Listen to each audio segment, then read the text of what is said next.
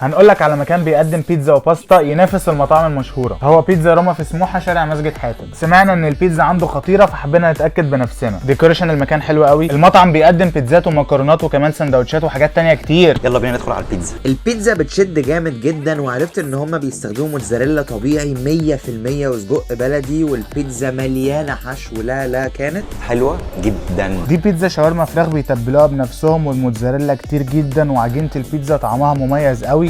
انا متفاجئ، حلوه جدا. طبق المكرونه بشاميل غرقان جبنه، البشاميل تقيل وطعمه حلو قوي، وكميه اللحمه المفرومه كتير جدا. انا مش هتكلم. الالفريدو غرقانه فراخ، والصوص بتاعها حلو قوي وتقيل. رهيبه. سندوتش الفاهيتا كبير ومليان على اخره، والعيش حلو جدا وطازه، والفاهيتا عليها كميه موتزاريلا غير طبيعيه. الفاهيتا توابلها تحفه، رهيبه. سندوتش الكريسبي عباره عن قطع صدور فراخ طعمها حلو وبتقرمش